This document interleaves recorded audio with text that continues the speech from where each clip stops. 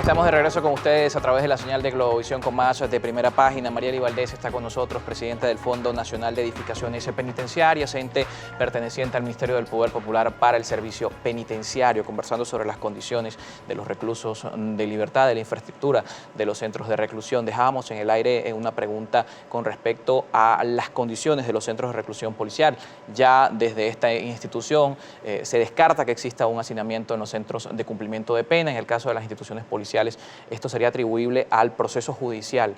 Pero en este caso, entonces, podemos asegurar que hay un retardo procesal, porque esto es una realidad que, según estas organizaciones no gubernamentales, una capacidad instalada de cerca de 8.000, 9.000 reclusos en centros de detención temporal, hoy está por encima de los 40.000, es un índice superior al 800%. Sí, bueno, esas tampoco son las cifras, disculpas, porque nosotros, de alguna manera, como operadores del sistema, manejamos los números que se tienen.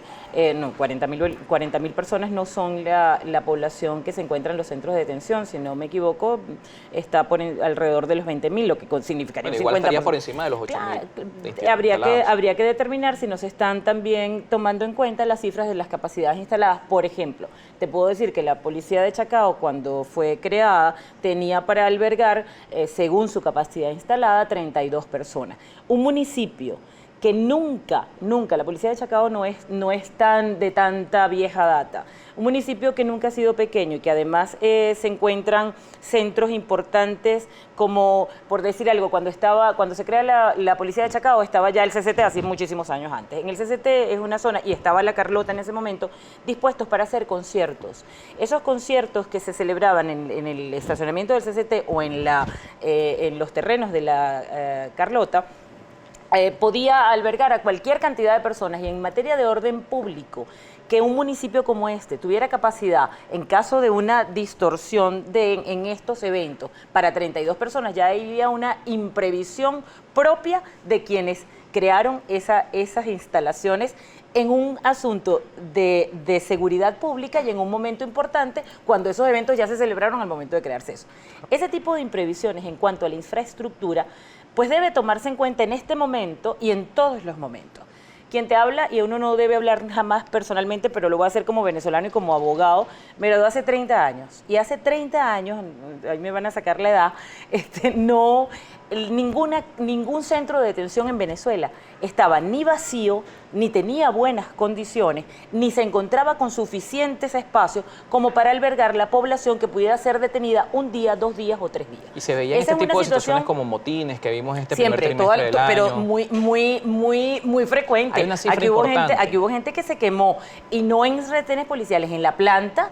Y eso fue una cosa dantesca, espantosa, terrible. Hay una cifra importante que Pero eso pasaba cada rato. Estas organizaciones manejan una cifra importante de cerca de 7.000 reclusos que en 20 años han fallecido, tanto en motines como en situaciones irregulares dentro de los penales. ¿Cómo esto lo podemos contrastar con lo que fue antes del sistema penitenciario? Mire, el sistema penitenciario ha tenido las cifras nosotros las manejamos oficialmente, y cuando decimos oficialmente es que podemos dar nombres, detalles, personas, y además tienen una historia real que puede ser contestado incluso con sus familiares. Nosotros no podemos manejar, no podemos, ni debemos, ni queremos maquillar ese tipo de información. Entonces, nosotros podemos decir que las cifras de muertes en situaciones de algún tipo de violencia dentro de los recintos no es ni remotamente la que se está exponencialmente llevando de manera mediática y de verdad interesada, ¿no? Nosotros no tenemos ningún inconveniente, porque además estamos obligados a publicarla, en que ustedes puedan y cualquiera pueda verificar con los nombres. Esto es una cosa muy importante porque ha habido siempre esta tendencia con el tema de las denuncias de derechos humanos. Nosotros podemos decir, por ejemplo, que la madre de Orlando Figuera no creo que haya podido llegar a sentarse a hablar con Donald Trump o cualquier presidente de los Estados Unidos, y no creo que sea recibida en la Casa Blanca si toca la puerta para decir que su hijo fue quemado vivo pero tampoco creo que las madres de los niños que se encontraban en el Tribunal Supremo de Justicia cuando lanzaron 3 granadas desde un helicóptero que había sido robado puedan ser recibidas, y no creo tampoco que quienes estábamos en la dirección ejecutiva de la magistratura en el edificio en Chacao y éramos asediados durante 17 días seguidos por protestas que no eran nada pacíficas, que utilizaban elementos incendiarios y no podíamos salir ahí, seamos escuchados en la Casa Blanca sentados para hablar de derechos humanos. Y hoy son escuchados los familiares de los reclusos que están denunciando este tipo de situaciones. Absolutamente. Nosotros tenemos direcciones de familia donde llegan a no solo a exponer cualquier tipo de queja, sino por supuesto a ser acompañados en programas de atención directa a estas familias. Por primera vez, mire, la política del Estado venezolano, y no lo puede discutir nadie. Aquí hubo la semana pasada un representante que tiene vínculos con COFAVIC y le preguntaron al público por cuáles eran los números de denuncias que tenían. Y él dijo, no se trata de números, se trata de que si hay una denuncia ya es suficiente. Eso te hace pensar que no tienen tales números, porque no se trata solo de números, se trata de los nombres. La ministra lo exigió una vez y recuerdo que fue en un trabajo dentro del propio Estado. Les decían, bueno, ¿cuántas personas han ingresado? Y aquí están los listados, con nombres y apellidos de los cupos otorgados, con nombres. Entonces, igual debería ocurrir con las denuncias. Pero aquí también deberíamos hablar de nombres, de deberíamos decir quiénes son las personas que se supone que han sido afectadas. Son 7.000 fallecidos, una lista muy larga. 7.200 dice la ONG. Hace también unos días aquí también estuvo el defensor del pueblo, Alfredo Ruiz, y él reconoció aquí en esta misma mesa que tenía denuncias de tortura, que tenía denuncias de tratos crueles dentro de cárceles y mencionaba que el caso de las prisiones policiales era el que más acumulaba este tipo de casos. Todo tipo de denuncia, todo tipo de cuestionamiento. En Venezuela tenemos muchos funcionarios privados de libertad por denuncias de excesos, por situaciones de posibles atentados a derechos humanos. Cualquier situación de esa, no solamente el Estado no lo silencia, sino que están allí, se encuentran allí procesados. Por eso quise tomarme la atribución del caso de Orlando Figuera, porque por ese caso no hay personas privadas de libertad. Sin embargo, por personas que han sido víctimas de abuso posible policial o de funcionarios de algún cuerpo de seguridad del Estado, se encuentran privados de libertad en procesos en los cuales pues, se le da la oportunidad de defenderse, pero en caso de que ese proceso resulte con una condenatoria, seguramente van a mantener su condición de privados de libertad y van a pasar lo más seguro al sistema penitenciario. Nosotros en Venezuela, como nunca antes, ha habido un procesamiento real y también podemos dar los nombres con el respeto de que las personas privadas de libertad debe conservárseles su privacidad, porque el proceso, mientras sea tal, debe considerárseles inocente y tratárseles como tal. Pero nosotros tenemos un enorme listado de funcionarios que se encuentran privados de libertad y que además se encuentran en otros recintos que no necesariamente pertenecen al proceso, pero que están por investigaciones previas denuncias. La Defensoría del Pueblo, que reconoce que están esas denuncias, debió también seguramente haber informado que estas personas se encuentran cumpliendo proceso penal. No es política del Estado la violación de derechos humanos.